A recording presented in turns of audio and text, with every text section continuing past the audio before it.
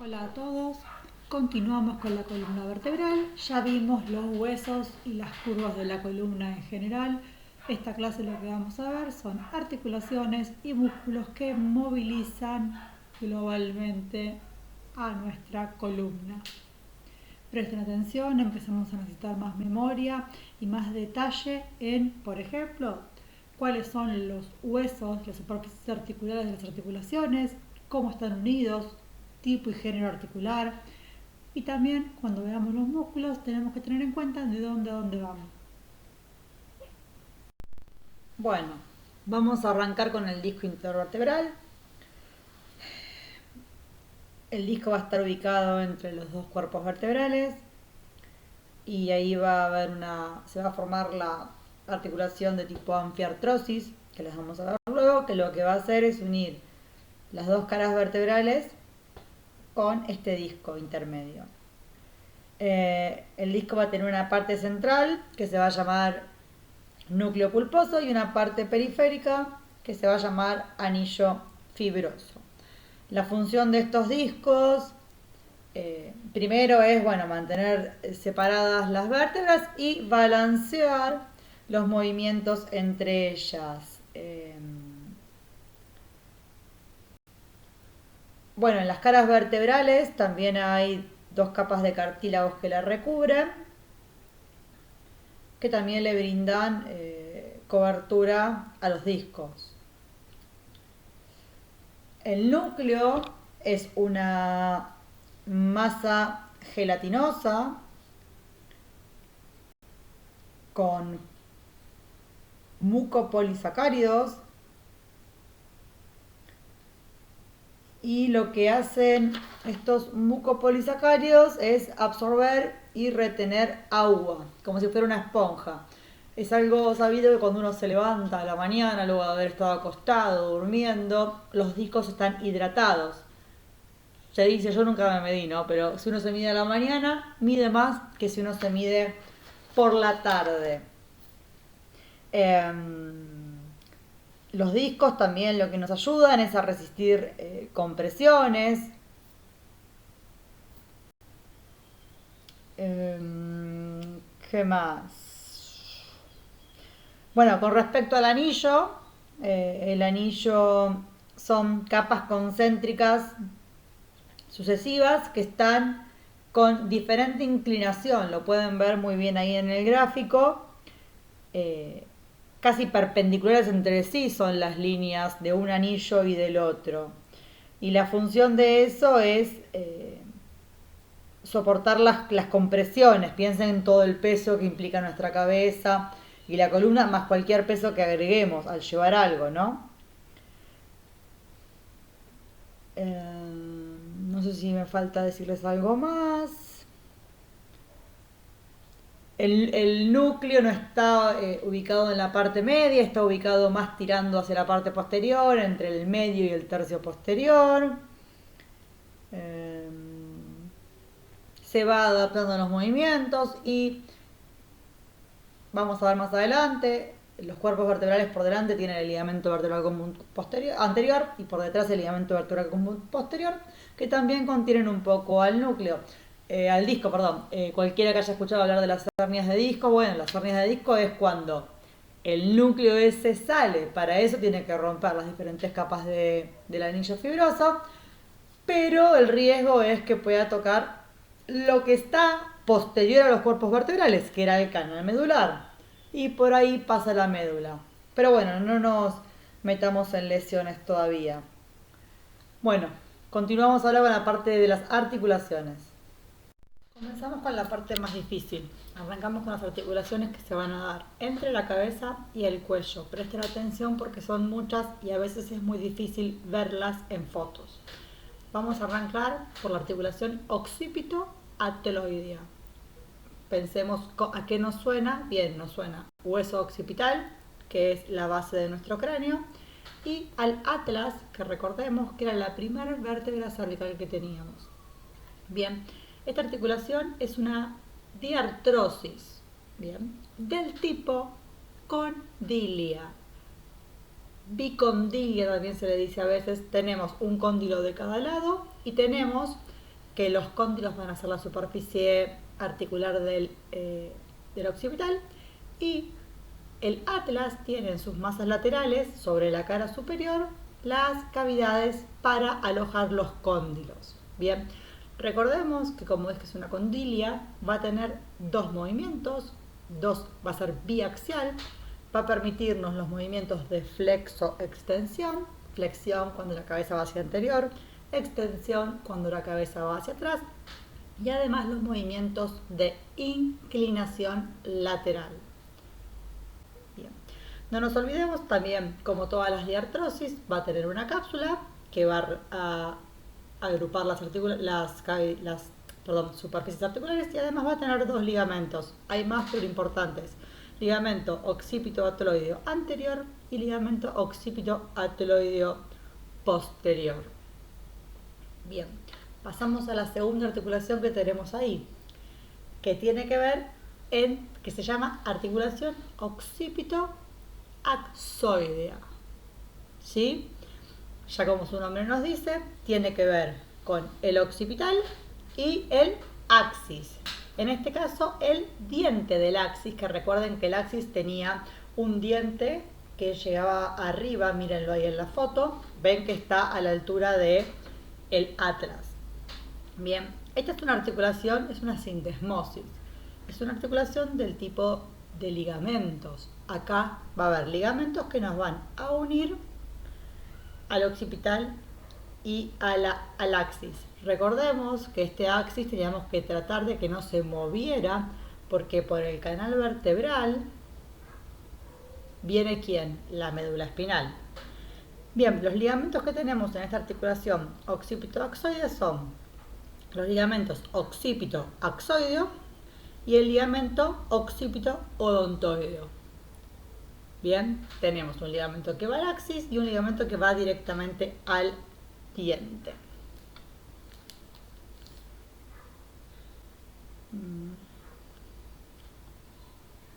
Bueno, vamos a la parte más difícil. Ya hablamos de, como dice ahí el número 1, la articulación occipito-odontoidea, el número 2, que la acabamos de ver, que es la sindesmosis occipito-axoidea, y ahora vamos a hablar de los tipos de articulaciones que se forman entre el atlas y el axis. Bien, vamos a tener unas articulaciones que se forman entre sus carillas articulares, que la ven dibujada ahí, y después vamos a tener en la parte medial, con respecto al odontoide, que es el diente del axis, otras dos articulaciones que se forman entre estos dos huesos. Paciencia y orden. Arrancamos por la ateloideo-axoidea. Se va a producir entre las carillas articulares de estos dos huesos. Es del género de las diartrosis, del tipo artrodia. Recordemos que las artrodias eran superficies planas que se iban a deslizar. Bien, este va a ser el movimiento de esta articulación, deslizamientos. Y tiene ligamento posterior y anterior, ateloideo o axoideo. Difícil los nombres, pero bueno, iguales a sus huesos. Ligamento ateloideo axoideo anterior, ligamento ateloideo axoideo posterior. Eso en los costados, donde están las carillas articulares. Y luego vamos a tener la articulación ateloideo odontoidea, que tiene que ver con el diente. Y acá vamos a tener dos tipos de articulaciones. La primera, que es una diartrosis del tipo de las trocoides, es la parte medial. Tiene que ver con la cara posterior del arco anterior y la cara anterior del diente. La ven dibujada en el dibujo que está abajo a la derecha, es una línea negra que está por delante. Esa es la articulación ateloideo-odontoidea medial. Bien, sus movimientos, como es una trocoide, ¿cuáles van a ser? Las rotaciones. Continuamos. Y luego tenemos otro tipo de articulación. Se va a formar una sindesmosis, que eran cuando había ligamentos de por medio, entre el ligamento transverso, que lo hablamos en la clase anterior, y el diente. El ligamento transverso era quien trataba de que este diente no se moviera. Recordemos que el ligamento transverso une ambas masas laterales del atlas. Está acá dibujado, es lo más posterior que ven acá en el agujero vertebral. Ustedes miran el agujero vertebral de esta vértebra y lo que está más posterior desde el diente es el ligamento transverso. Y ahí está pintada de negro la articulación esta que estamos hablando ahora. Un detalle para que se organicen: este ligamento transverso corta el diente a la mitad y tiene dos ligamentos: el ligamento occipito transverso, que va a ir desde el transverso hasta el occipital, y el ligamento transverso axoideo, que va a ir hacia abajo, que lo que va a formar es una especie de cruz, y eso se va a llamar ligamento cruciforme. Si consigo alguna foto lo muestro en la clase, si no, quédense tranquilos. Bien, cerramos acá esta parte. Es difícil, tenemos un montón de articulaciones entre la cabeza y las primeras dos vértebras. Continuamos ahora con el resto de la columna. Vamos a arrancar hablando de las articulaciones que se producen entre los cuerpos vertebrales. Recordemos que había algo entre ellas. Van a tener al disco intervertebral. Son del género de las anfiartrosis. Recordemos qué género. Estas pertenecían a las que eran semimóviles, tenían cierto movimiento. Bien, se va a producir la articulación entre la cara inferior del cuerpo de la vértebra que está arriba y la cara superior del cuerpo de la vértebra que está abajo. Bien, entre los cuerpos, en el medio va a estar el disco intervertebral, y van a tener por delante al ligamento vertebral común anterior, que lo pueden ver en la foto de más abajo a la derecha, y por detrás al ligamento vertebral común posterior. Bien, importante saber, estos ligamentos tienen diferente extensión. El ligamento vertebral común anterior, importante, presten atención, va desde el occipital hasta la segunda vértebra sacra. Es el que va por delante de los cuerpos vertebrales. El ligamento vertebral común posterior va por detrás de los cuerpos, por dentro del canal medular. Recuerden que había un agujero en la vértebra. Y va desde el occipital hasta la quinta vértebra sacra. Bien, recordemos eso, ordenémonos. Presten atención a este gráfico, miren, anótense alguna palabra que no les suena o que ven que yo no la digo, seguramente sea para pasar por delante. Continuamos con el resto de las articulaciones y no se olviden que hay un cuadrito resumidor o un cuadrito resumen al final. Continuamos ahora con la unión entre las apófisis articulares. Bien, recordemos que las vértebras tenían apófisis articulares superiores e inferiores. Son del género de las diartrosis y vamos a tener de dos tipos. En la parte cervical y dorsal van a ser del tipo artroidea y en la parte lumbar van a ser del tipo trocoidea. Bien, según su tipo van a tener diferente movimiento. Esto se debe a cómo es la superficie articular, a su forma. Bien, bueno, y además tenemos ligamentos que nos van uniendo diferentes partes de la columna. Tenemos el ligamento amarillo, presten atención, que lo que hace es unir láminas. Recordemos dónde estaban las láminas. Creo que acá no está justo en ningún dibujito está las láminas, como para que ustedes le presten atención. ¿Sí? La lámina estaba antes de llegar a la apófisis espinosa. Bien, une la lámina de abajo con la lámina de arriba. Ligamentos amarillos. Luego tenemos dos ligamentos que van a unir las espinosas. Recordemos que las espinosas son la parte más posterior de la vértebra. Es como el botoncito que tenemos en la espalda, es lo que nos tocamos si recorremos con nuestra mano la espalda. Tenemos ligamentos interespinosos y ligamento supraespinoso. Los ligamentos interespinosos son cortitos y van uniendo apófisis espinosas entre sí, de una apófisis a la otra.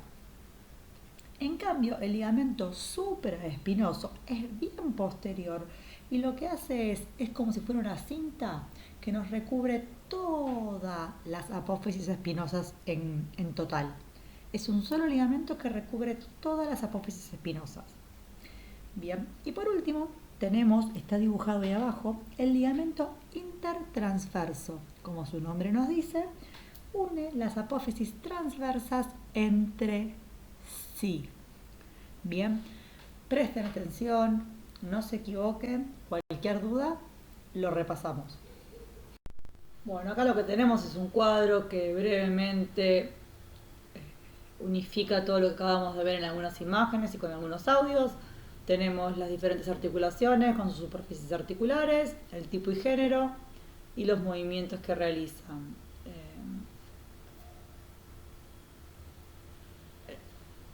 Recuerden que tienen que poder identificar las superficies articulares, el tipo y género. Donde están láminas, apófisis transversas y espinosas, acuérdense que estaban los ligamentos intertransversos, los ligamentos amarillos, interespinoso, supraespinoso. Bien, ahí tenemos en las apófisis articulares, según, como dijimos antes, según el nivel vertebral que sea, tendrán mayor movimiento o menor. Por eso cuando dice trocoide habla de rotaciones y cuando dice artroide habla de deslizamientos. La que tiene mayor movilidad es la condilia entre el occipital y el atlas. Continuando con las articulaciones, acá lo que tenemos es una articulación que tenemos en nuestra cara y cabeza. Vamos a hablar de la articulación temporomandibular o comúnmente llamada ATM. Bien, es una articulación hiper importante porque nos colabora en la masticación, en el habla, en los movimientos que se dan en nuestros huesos. Bien, las superficies hacemos como siempre, superficies articulares, hablamos del género y del tipo articular, cómo está formada, los ligamentos y los movimientos que tiene. Es una articulación que está formada entre el hueso temporal de la cabeza y el maxilar inferior de la cara. Lo forman las superficies articulares de la cavidad glenoidal temporal y el cóndilo mandibular. Es del género de las diartrosis y vamos a tener dos, una de cada lado. Por eso se la llama doble condilia. Su tipo es condilia, una cápsula articular de cada lado. A lo que es importante, tenemos en el medio un disco o menisco articular, que muchas veces ese disco se traba y a uno le cuesta, o cuando intenta abrir la boca, cerrar la boca, siente un chasquido. Eso generalmente es el disco. Bien, continuamos con ligamentos. Tenemos el ligamento lateral o externo y el ligamento medial o interno, que son los principales junto a la cápsula. Y además hay 3 ligamentos a distancia. Y por último, lo importante es saber los movimientos. Tenemos como movimientos ascenso y descenso, abrir y cerrar. Tenemos antepulsión y retropulsión, cuando llevamos la mandíbula para adelante o cuando la llevamos hacia atrás. Y por último, tenemos también la lateralidad o diducción, cuando movemos la mandíbula para un costado o para el otro, como hacía algún humorista por ahí. Bien, recuerden que también vamos a nombrar a los músculos de la masticación. Bueno, pasamos a la segunda parte de la clase. Vamos a empezar a hablar de la parte de los músculos. Vamos a ir viendo músculos masticatorios, músculos de la cara y músculos que pertenecen al cuello y a la parte posterior de la espalda. Arrancamos con los músculos masticatorios, los tenemos ahí en dibujos. La realidad es que lo que vamos a ver es cómo se llaman y las funciones que tienen. Tenemos al músculo temporal, que lo ven en el dibujo de la izquierda, al músculo macetero. Vayan pensando de los huesos que ya vimos, por dónde más o menos están estos músculos anclados, fijados a los huesos. Y en el dibujo de la derecha tenemos al pterygoideo externo o pterygoideo lateral y al pterygoideo interno o pterygoideo medial. La función, están todos inervados por el nervio trigémino, que es un nervio que vamos a ver más adelante. La función que tienen estos son los mismos movimientos que hablamos recién en la ATM, en el movimiento de la articulación temporomandibular. Lo que hacen todos juntos es el ascenso, suben la mandíbula, especialmente el macetero, ¿sí? Que es el cuando uno muerde fuerte los dientes, le surge ahí en el ángulo del maxilar inferior, se hincha.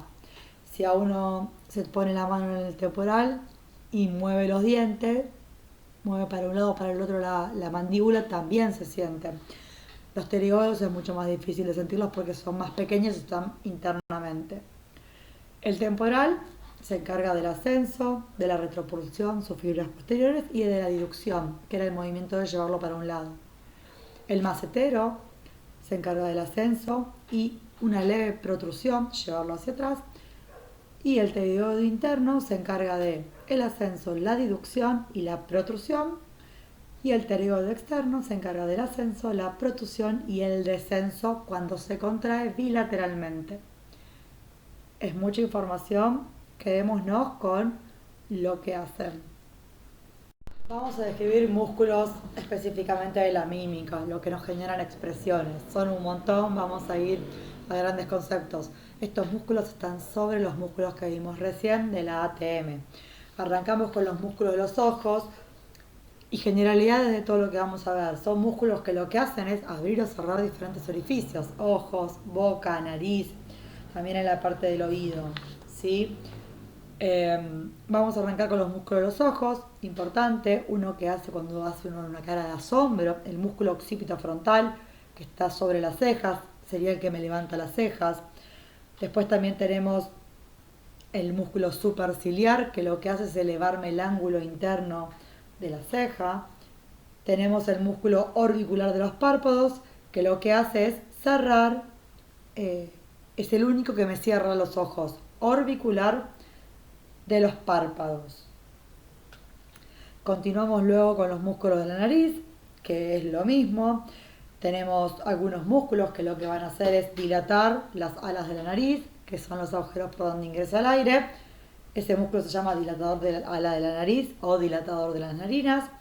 También tenemos el mirtiforme, que lo que hace es aumentar el diámetro vertical de nuestra nariz. Y tenemos otro que es el transverso de la nariz, que lo que hace es fruncir. Cuando uno pone esa cara de asco que frunce la nariz, tenemos ahí algunos músculos de los ojos y de la nariz. Ahora continuamos con la boca. En el caso de la boca vamos a nombrar principalmente al músculo orbicular de los labios, que lo que hace es cerrar la boca. Y después tenemos un montón.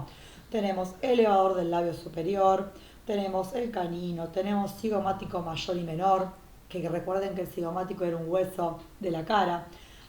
Vamos a tener al risorio de Santorini, vamos a tener al triangular de los labios.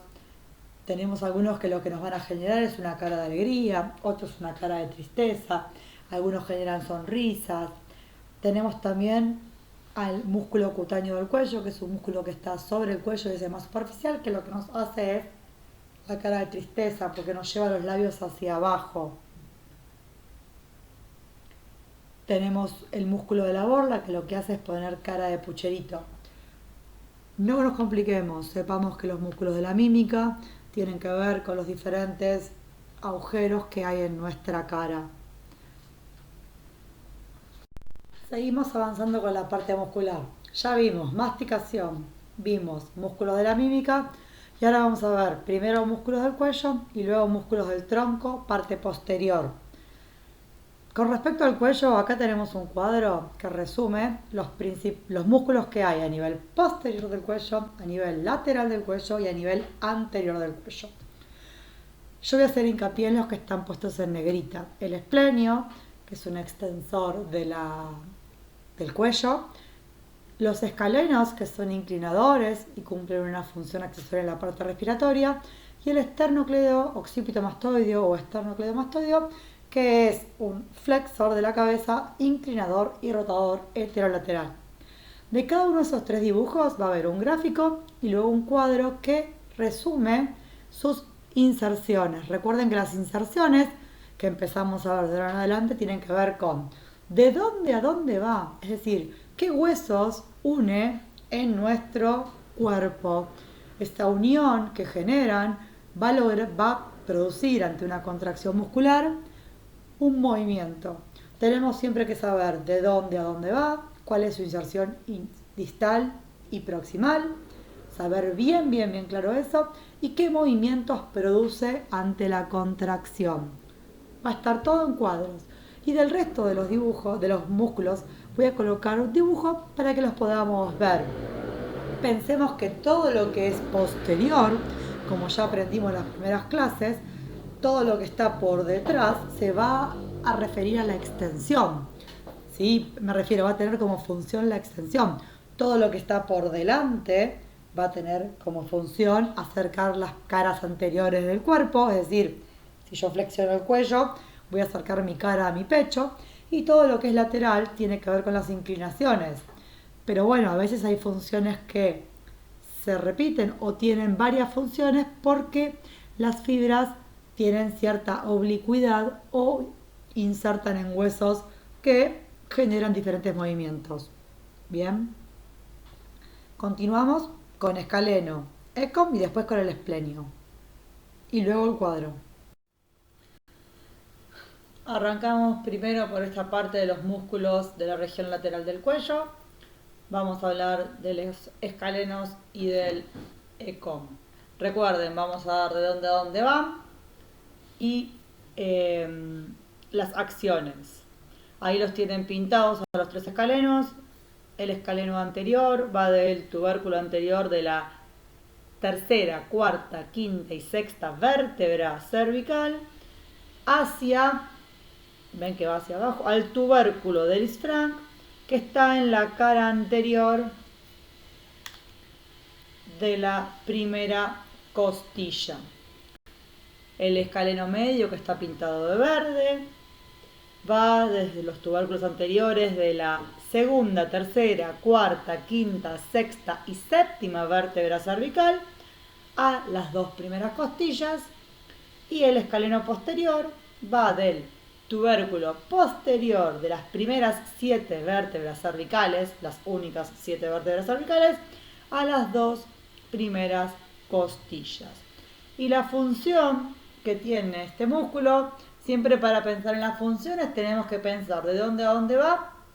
Cuando el músculo se contrae, se acorta, ¿qué es lo que me va a mover? Entonces, este músculo, si tiene un punto, a ver, los músculos pueden tener un punto fijo o el otro. Si yo tomo como punto fijo las costillas, acá tenemos que estos músculos van a la primera y a la segunda costilla. Si el músculo se acorta sin mover la costilla, lo que va a hacer es una inclinación lateral. Me va a acercar todas las vértebras cervicales a las cuales está insertado hacia mi costilla. En cambio, si yo tomo como punto fijo las vértebras, lo que va a hacer es un inspirador accesorio. A ver, ya vamos a ver más adelante cuando veamos el sistema respiratorio, cuando veamos los músculos del tórax. Las costillas forman parte del tórax, y si yo a esta costilla la tiro para arriba, la muevo hacia arriba, la levanto o la quiero acercar al cuello, eso me amplía, me colabora con mi inspiración. Bien. Bueno, ahora continuamos con otro músculo de la región lateral, que es el ecom, o esternocleidomastoideo o esternocleido occipitomastoideo, que lo bueno es que son el nombre de este músculo tiene que ver con sus inserciones.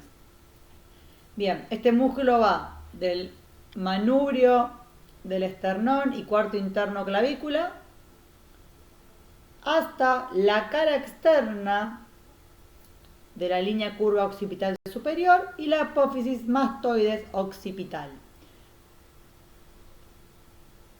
Y tiene varias funciones, prestemos atención.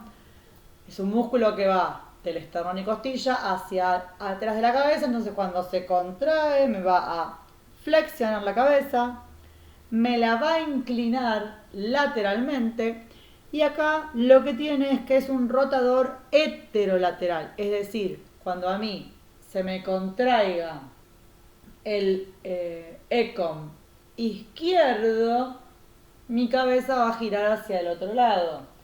Ustedes lo pueden probar, girar la cabeza, piensen dónde está ubicado.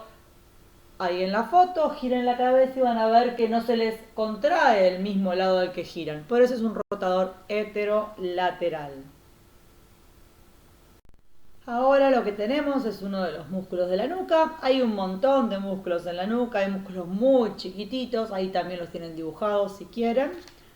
Vamos a hablar del esplenio, que el esplenio va del ligamento cervical, la apófisis espinosa de la séptima cervical hasta la quinta dorsal, miren toda la inserción, ahí viene a lo largo, y de ahí se dirige a la línea curva occipital superior y a la apófisis transversa del atlas y del axis. Bien, bastante grande el músculo. Y su función es, pensemos, está ahí atrás, cuando se contraiga, me va a extender la cabeza, me la va a inclinar, piensen que para que haya inclinación se te tiene que contraer uno, me la va a inclinar lateralmente y es rotador homolateral. Si ustedes miran el dibujo, piensen, por ejemplo, pensemos en el derecho, si el esplenio derecho se contrae, me va a girar la cabeza para el mismo lado que se contrae. Por eso se dice que es un rotador homolateral de cabeza. Acá tenemos de nuevo lo que vimos recién en gráficos. Tenemos los músculos laterales del cuello como el escaleno y el ECOP. Y músculo de la nuca tenemos el esplenio. Recuerden que hay más músculos, pero bueno, estos son los que vamos a hacer, vamos a tenerle principal atención nosotros.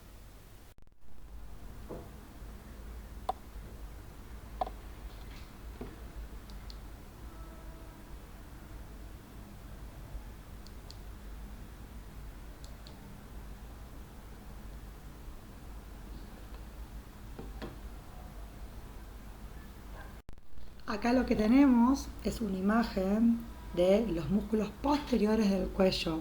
Bien, ahí al costado tienen los nombres, algunos con los nombres que están en el libro, otros con otros nombres. Podemos ver el más superficial, que se ve del lado izquierdo, es el trapecio. Del lado derecho tenemos al recto posterior menor de la cabeza, al recto posterior mayor de la cabeza, al oblicuo menor o inferior de la cabeza, músculos muy pequeños que lo que van a hacer es movilizarme la nuca. Estando en la parte posterior, al contraerse van a generar una extensión. Bien, recordemos eso. Tenemos como extensores de la cabeza al complexo mayor, al complexo menor, al recto posterior mayor de la cabeza, al recto posterior menor de la cabeza, al oblicuo menor de la cabeza. La idea es que podamos ver cómo los diferentes capas, hay músculos más profundos, músculos más superficiales, tenemos al esplenio que tiene una parte de la cabeza y una parte del cuello, que es el que vimos en la diapositiva anterior, que está del lado derecho en la parte inferior, que también era un músculo extensor. ¿Por qué? Porque está del lado posterior. Acá tenemos exactamente lo mismo. ¿Qué podemos ver acá? Tenemos pequeños músculos, miren el tamaño, estamos hablando que van entre el hueso occipital y las primeras cervicales. Pensemos, tubérculo del atlas, apófisis espinosa del axis, pensemos en el tamaño que estamos hablando. Bien, ahí tenemos marcado al recto posterior mayor de la cabeza, al recto posterior menor, miren los diferentes tamaños, al oblicuo mayor y oblicuo menor de la cabeza. Siempre pensando en el tamaño que tienen. Y recordemos, si las líneas son longitudinales a la columna, van a producir solamente una extensión o una flexión, en este caso extensión. En cambio, si tienen oblicuidad, es decir, si van de una espinosa hacia una transversal o hacia el lateral, van a tener otro tipo de componente a nivel movimiento, para que vayamos viendo esos detalles.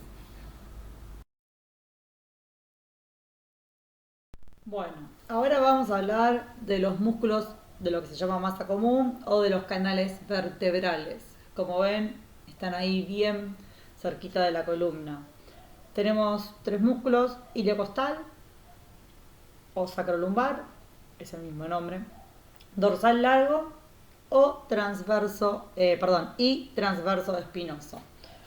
Las inserciones del iliocostal, que es el más superficial y externo, van desde la apófisis espinosa de las lumbares, cresta sacra y ligamento sacrociático, por 12 tendones al ángulo de cada costilla y apófisis transversa de últimas cervicales. Recuerden que las cervicales no tienen costillas, entonces tenemos 12 tendones al ángulo de las costillas y a la apófisis transversa de las últimas vértebras cervicales. Después tenemos, bueno, el dorsal largo, que va de las apófisis espinosas lumbares de lumbares y sacro, a las apófisis espinosas dorsales, el fascículo espinoso, a las apófisis transversas, el fascículo transverso, y a las costillas, el fascículo costal. Tiene varios fascículos, que es a veces lo que hace más difícil esta parte muscular. Bien. Y por último, tenemos el transverso espinoso, que también tiene 3 como subdivisiones, fascículos, y van en conjunto, van desde el sacro hasta la segunda vértebra cervical. Y los fascículos se dividen así: de la apófisis transversa de D7 a D12, es decir, de las últimas 7 vértebras dorsales, a la apófisis espinosa de entre D1 y D6. El segundo fascículo va de la apófisis transversa a apófisis espinosa de la vértebra superior. Recordemos cuáles son las transversas y cuáles son las espinosas. Entre el sacro y el axis va este fascículo. De la apófisis transversa, que es la que estaba lateralmente, a la apófisis espinosa de la vértebra superior. Este fascículo lo que hace es ir de lateral hacia el medio. Recuerden, la espinosa es posterior, la transversa es lateral y va de lateral hacia posterior y arriba. Y por último, tenemos el último fascículo, que lo que hace es ir de la apófisis transversa a la lámina de la vértebra inferior. Bien, eso. Y como funciones tenemos que son extensores, inclinadores heterolaterales y rotadores de columna. El transverso espinoso, que es el último, es rotador heterolateral. Bien. Y pensemos en esto de la inclinación heterolateral. El músculo, cuando se contraiga, lo que va a hacer es contraerse cercano a la columna. Entonces va a hacer que uno se incline para ese lado utilizando los músculos del otro lado. Es decir, inclinación heterolateral significa que hacia mí se me contraen los músculos del lado derecho, yo me voy a inclinar hacia la izquierda. Bueno, acá tenemos otra imagen de la masa común. Recuerden que la masa común estaba formada por iliocostal o sacrolumbar, ahí lo tienen dibujado, por el dorsal largo y por el transverso espinoso. Además tenemos, recuerden, lo importante es que son músculos, lo más importante de todos es que son extensores de la columna, y en especial el que es rotador heterolateral, el transverso espinoso, pero quedémonos con que su principal función es la extensión de la columna. Después tenemos también los músculos intertransversos e interespinosos. Ya de por el nombre tendríamos que más o menos imaginarnos. Bueno, los músculos intertransversos lo que van a hacer es unir apófisis transversas entre sí, es decir, una apófisis de una vértebra de abajo con una vértebra de arriba. Las transversas. Y como funciones, si se contraen de un solo lado, pensemos, están laterales a la columna, si se contraen, lo que van a hacer es inclinarme lateralmente hacia ese lado. En cambio, si se contraen ambos lados al mismo tiempo, me va a producir una extensión de la columna. Ojo ahí, porque la función es unilateral, la inclinación, bilateral o al mismo tiempo ambos lados, extensión.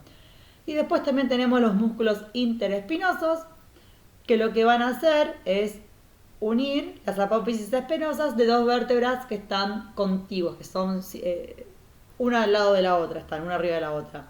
Y la función de los interespinosos es la extensión de la columna.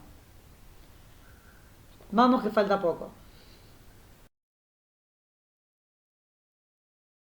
Bueno, arrancamos con el último músculo. Pensemos que es una de las regiones con menos músculos que vamos a ver. Pero bueno, el músculo cuadrado lumbar. No sé si lo conocerán o no. Eh, el origen va del labio posterior interno de la cresta ilíaca y la apófisis transversa de las 4 últimas vértebras lumbares, y de ahí se dirige a la apófisis transversa de las 2 primeras vértebras lumbares y borde inferior de la duodécima, de la número 12, costilla, la costilla número 12.